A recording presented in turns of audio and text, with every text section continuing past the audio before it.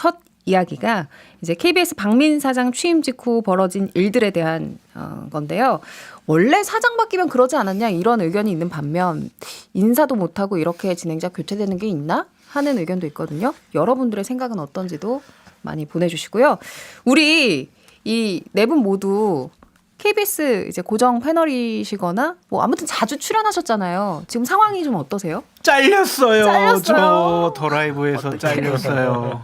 아니 5696님이 저 슬퍼요. 지상파에서 장성철 소장님의 촌철살인 평론을 들을 수 있는 기회가 점점 사라지고 있습니다. 그러네요. 그래도 정치인싸는 계속 있어주실 거죠? 이렇게 보내는데. 아유 정치인싸 정말 저에게 은혜와 같은 그런 방송이었고 저 정말 좀 그런 것 같아요. 여러 가지 복합적인 감정이 들어요. 제가 알던 분들이 이러한 일을 당하기도 하고 이러한 일을 직접적으로 시행하는 분들이란 말이에요.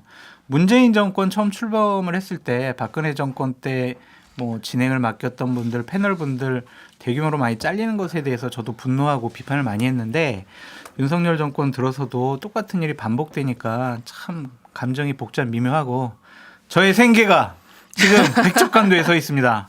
박민 사장님 통촉해 주십시오. 그러니까 더 라이브 그러니까 체육 앵커가 보면은 굉장히 정치를 어찌 보면 약간 예능처럼 해서 이거 팬들이 되게 많아요. 저도 뭐 가끔 불러주면 사실 여기 밤늦게 끝나거든요. 마다 않고 무조건 나가는 방송 중에 하나인데 잘 안 불러줘가지고 저는 좀 그런데 정치인싸예요? 더 라이브예요? 정치인싸 1번이고 정말. 근데 사실은 다 이렇게 뭐 말로는 지금 뭐 외부 진행자 뭐 핑계 대지만 기본적으로 예전에도 막 바뀌고 이럴 때도 그래도 인사라도 하고 공고라도 하는데 하루 전에 사실은 이 진행자도 몰랐다는 거 아니에요. 근데 지금 뭐 한 달 뭐 유예한다는데 그게 아마 보니까 이제 뭐 거기 하게 되면 뭐 작가나 이런 분들이 아마 한 달 전에 이제 고지하게 돼 있나 봐요. 예술인 고용보험이나 이런 부분일 거예요. 그런 것 때문에 하는 거라서 참 편법도 이런 편법도 없다. 차라리 그냥 뭐 정리한다고. 그런데 뭐 글쎄요. 이분들이 이 후과를 견딜 수 있을까요? 왜냐하면 기본적으로 그래도 절차나 이런 거를 거치고 뭐 예를 들어서 뭐 바뀌는 식으로 부드럽게 해도 되는데 이거는 무슨 군사작전 하는 것처럼 전날 밤에 얘기해서 통보한다 그러면 저는 이분들이 아마 나중에 다 그거를 감당할 수 있을까 싶어요. 아니 그리고 저는 이해 안 가는 게 수신료 분리 징수 뭐 이런 것 때문에 예산도 아껴야 되고 적자 기업이니까 외부 진행자를 좀 이제 교체하고 내부 기자들로 해야 된다. 그게 이제 KBS 이런 입장이죠. KBS의 논리는 그래요, 그럴 수 있어요. 그 KBS 1라디오는 특히 광고도 없으니까 뭐 그래요, 그럴 수 있어요. 근데 더 라이브는 시청률 엄청 잘 나오고 광고도 붙는 프로그램인데 이걸 갑자기 없앤다?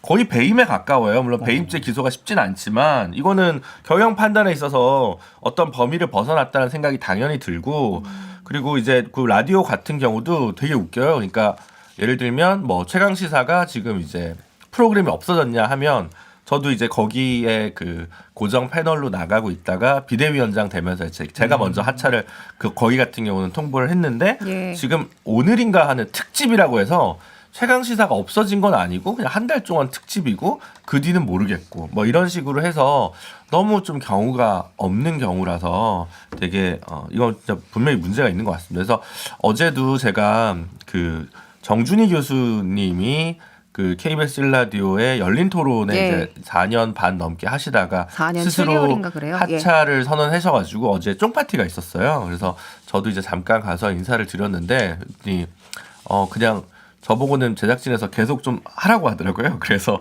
일단은 그 뒤에 진행자가 와도 일단은 조금 더 나가는 쪽으로 얘기를 제작진이랑 협의를 하고는 있는데 어쨌든 뭐 직접 나간 거긴 합니다만 KBS 그 라디오 PD님들이랑 같이 식사하면서 얘기 들어보니까 정말 자기들도 겪어봤지만 이번 경우는 너무 경우가 좀 없다라는 거에 대해서는 정말 뭐 정치적 색깔을 떠나서 모두 공감하실 거라고 생각합니다. 김재섭 위원장님.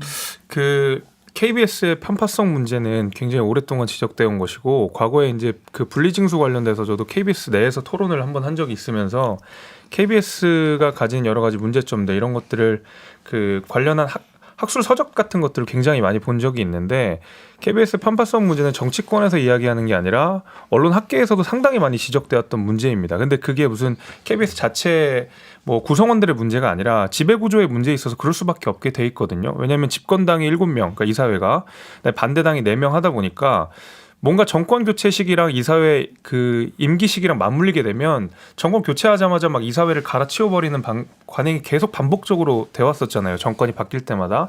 이제 이런 근본적인 문제점들을 갖고 있기 때문에 편파성 문제가 꾸준하게 지적이 되었던 건 맞고, 과거에 문재인 정부 때도 KBS 편파성 있다라는 지적을 저희가 굉장히 많이 했고 실제로 그 문제가 있었습니다. 그래서 이런 거를 시정하려는 노력 자체는 저는 좋게 평가할 수 있다고 보는데, 두 가지 아쉬운 점은, 첫 번째로는 뭐 앞서서 말씀해 주신 대로 적어도 정리할 시간을 좀 줬었으면 좋겠다.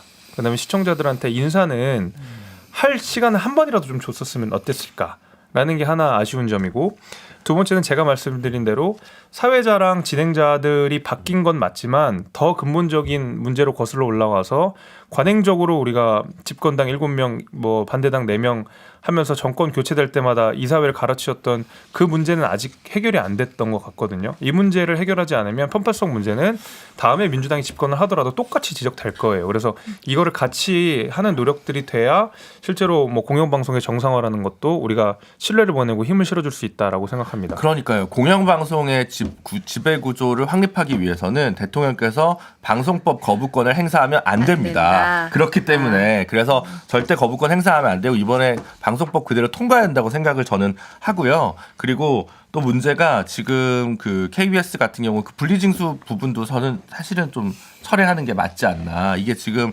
많은 분들의 노동권이나 임금이나 이런 것들이 좀 걸려 있는 문제인데 문제를 너무 포퓰리즘적으로 해결하려는 거 아니냐. 그다음에 일라디오 개편 방향을 들어보면 시사 프로를 줄이고 교양 프로를 늘려서 뉴스 자체를 수면 위에 안 올리게 하는, 그러니까 무슨 우파 진행자가 가는 게 아니라 그냥 교양으로 만들어버리고 뉴스를 적게 해서 언론이라는 건 결국은 비판의 자유고 결국 정부에 대해서 가장 비판적일 수밖에 없는 본래적 속성을 갖고 있는데 이걸 억누르려고 한다는 거죠. 전혀 다른 방식으로. 그런 점에서도 되게 이동관 체제, 박민 체제가 되게 위태롭고 위험해 보입니다. 알겠습니다. 한마디 하면 반박. 김재섭 위원장이 많이 했었으니까 네, 뭐 저도 공영 그거 얘기했는데 한번 할게요. 네. 사실은 이제 예전같이 우리가 뭐 공영방송에 의존하는 시대가 아니에요. 이미 뭐 유튜브라든지 대한 언론도 되게 많기 때문에 공영방송에서 뭐 뉴스를 줄이고 아니면 거기에 출연자들을 바꾼다고 해서 국민들이 아이고 우리가 이제 뭐 땡윤 뉴스 나온다고 우리 윤석열 대통령 잘하고 있네.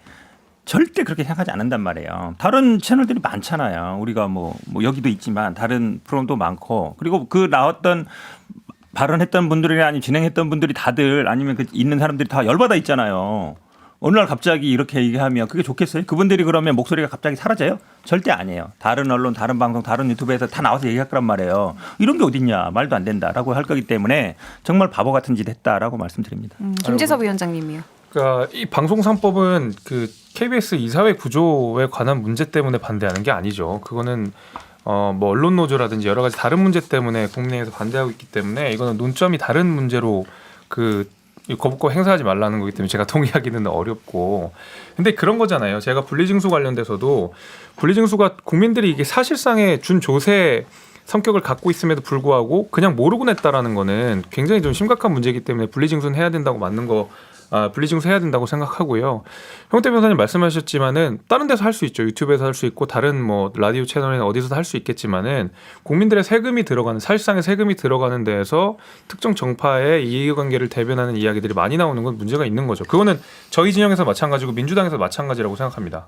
그게 무슨 특정 정파의 이해관계를 해요? 말이 안 되는 얘기죠. 왜냐하면 대본 보면은 진행자의 이제 어떤 의도성을 얘기하는 건데, 제가 보기에는 아니 더 라이브 같은 경우에는 시청률 1위잖아요. 그거는 국민들이 그만큼 많이 본다는 얘기예요. 그게 뭐 편파적이어서 본다는 거예요? 그게 아니잖아요. 그러니까 기본적으로 자본주의 시장에서는, 그리고 방송 시장에서는 시청률이 잘 나오면 그 프로는 잘 하는 거예요. 국민들이 평가하는 거잖아요. 그런데 그걸 자꾸 그 사람의 개인적인 정치 성향으로 몰아가면 안 돼요. 한번 해보세요. 그럼 더 라이브 바꿔가지고 사실 이 문제는요. 이 문제는 드는 거예요. 우리 청취자들, 국민들 의사가 제일 중요한 것 같아요. 손창기님께서 유튜브로 진영 논리에 관계없이 시청자, 청취자에 대한 예의가 아닌 것 같다고 말씀해 주셨고, KBS 문제는 여기까지 하고